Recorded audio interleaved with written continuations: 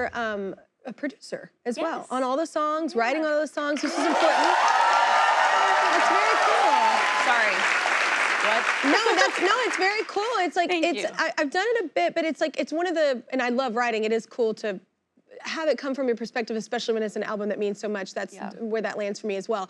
But it's a lot of, like, what's the challenge for you in that situation? Because sometimes why I'm bad at it when I've done it is I can't get out of my own way. Oh, no, same. Hello. Yeah, and I'm like, okay, you're gonna have to tell me when to stop. So I honestly think that I have to give credit to my producers who are so amazing and such incredible collaborators, because if it wasn't for them giving me that credit, I wouldn't feel comfortable enough to say, like, hey, can I sit next to you while you're on the computer? Because I don't know how to use Pro Tools or but you know what Logic, you like. but I know what I like melodically and sonically, and I like the sounds, and I'm on the keyboard and I'm, you know, going through all the different programming that they have and whatever, and it was only until they kind of said to me, hey, you're producing. That's what producing really is. So, like, we want you to get that credit and we want you to sit next to us and make all the notes and stuff. So I think just them allowing me to do that. So shout out One Love and Leroy Clampett. They're amazing. And was there, like, on personal albums for me, there's always one that, like, I don't know, like, sometimes I can't, like, I'll get so in it, like,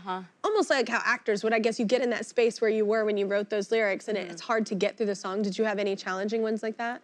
When I was writing the album, I think that there was definitely the intro, which is, it's like an intro interlude sort of thing. It's called Locket theme, and I couldn't even record it because I was crying, imagining myself on tour singing it. That's like what I do to myself. I also just love to picture the saddest, most emotional thing. I'm picturing, like, closing night on the tour, I'm holding hands with my fans, and, like, that's what I'm picturing while I'm recording it. And I couldn't even make it through, and so I was crying recording that, but I love that song. It's really just kind of lyrically about how I feel like all the answers I've always been looking for have always been within me. So it's a very, like, self-healing, positive song. And then there's another song that's kind of like the devastating one on the album called You're Still Everything. And when we recorded it, I was in such a emotional place, and so we put really intense auto-tune on the track, like very, very intense auto-tune, because I was just cutting a demo, and then I got really attached to the auto-tune. Oh man, I hate when I do that with the demo. I get demo-itis. Oh, I got demo-itis. So if you don't know what demo-itis is, it's when you record a song and it's not supposed to be how the real version sounds. Yeah, you're just doing it to get it out the idea. Yes. Yeah. And then you're like, no, and then when they add things or change things, you're like, no, I liked how it sounded originally.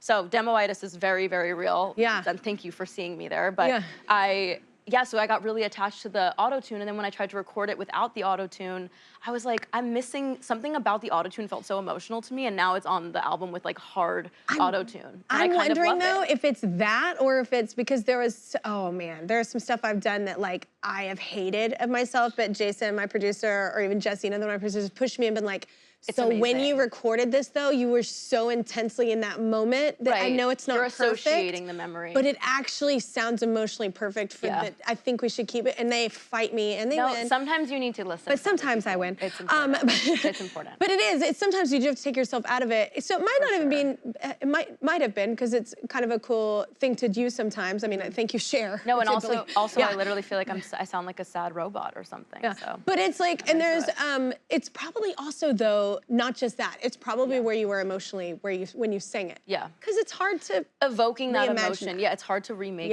things like that. When you write something in such a real, vulnerable, raw moment, I mean, I remember where I was when I wrote that song. It's hard to replicate that feeling. Yeah. So I think it probably was the auto-tune, but also you can feel that I'm It's just a different, because I would try and redo it, and I know, I can remember specifically Jesse Jackson being like, this is not, I'm so sorry, but nope, this is not like that. Yeah. And I was like, oh, that's so fun. No, yeah, like, okay, cool, great. It's like you have to take the perfectionist out of you when you're like trying to make the perfect vocal or whatever. I drive things into the ground, so. Yeah, but perfect isn't worth it, like a lot of times. It's the emotionality of it, I agree. 100%, it needs to feel like it connects.